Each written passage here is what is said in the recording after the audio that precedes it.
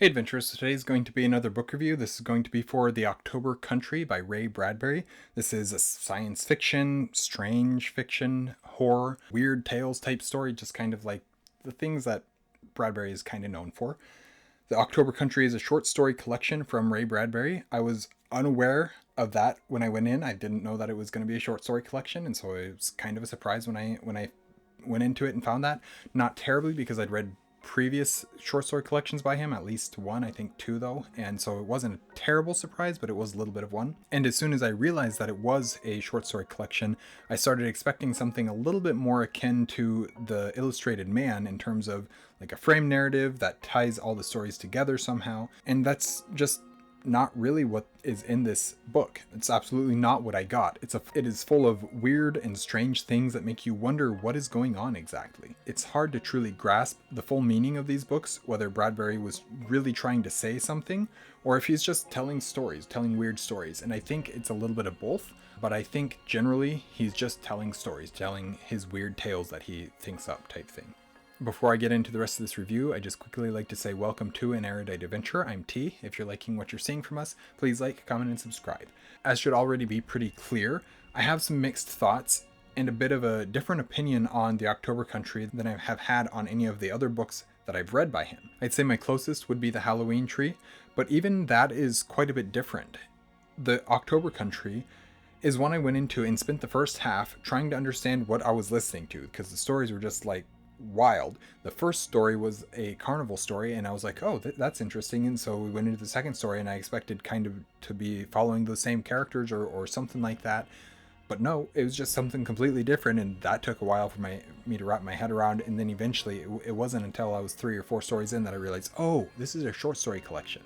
And so, yeah, it was a little bit weird for me reading this one because I didn't know what to expect. Of course, I realized fairly quickly that it was a short story collection, but trying to figure out how each of the stories was connected wasn't working for me. With Illustrated Man, for example, I know the frame narrative, I know how all those stories are connected, and I couldn't see that in October Country to start with. I kept expecting characters to pop back up in other stories, but they didn't. Some of them definitely seemed to be connected, and maybe even connected to other of Bradbury's books or stories, but any sort of like internal continuity just wasn't appearing to me from one story to the next or anything like that. Eventually, I stopped thinking about it in those terms, and I was able to process a little bit better. What I ended up doing while I was listening to, and I think it was the story titled The Jar, my mind started thinking about this phrase to describe what was going on, and the phrase that just went round and round in my head every time I was basically the entire time I was listening to the rest of the book was existential strangeness. And that phrase just started repeating in my mind over and over again, and then I started making the connections. Because of that, I made another connection between each of the stories, and that is death. I wouldn't say that every single story is in this book is about death, or at least not necessarily physical death. But between existential strangeness and death, I was able to start processing the stories a little bit more. And that, after I saw that, then I started, like I said, I started being able to process the book a little bit more, and the stories a little bit more, and I started understanding what Bradbury was doing with this collection. This is not my favorite Bradbury, but I appreciate it quite a bit, especially after realizing how to process these stories, how to think about them. I did enjoy the book, and I do appreciate it actually quite a bit, and I think I've talked about this in other videos now. I appreciate it specifically for how that it helped me to look at short stories and process short stories and understand what a short story is and how to write a short story, at least. And I think I might even mention that about in here. And one of my biggest things about this book that made me really appreciate it is that because of how wacky and different these short stories were, I was able to actually start analyzing short stories and what makes a short story work and how to tell those types of tales and to just begin to appreciate them. That is something that I've been thinking about and exploring for a while within my own mind, this concept, this idea of how do I tell a short story? What constitutes a short story? Because I can't just, I could take a novella and cut all the information, or I could take a novel and just cut all the information, all the connecting information out and strip it down to its bare bones and have that as short story, I guess, but that didn't make sense to me. That doesn't make sense to me. And so I've been trying to process, how do I write a short story? What is the difference between a short story and a novel or even a novella? And trying to process how to make that work. And so I think I've finally been able to bring some of those thoughts in together.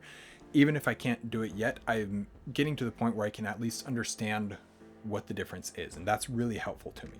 That is something I've been thinking about and exploring for a while within my own mind, and this book really helped me with that.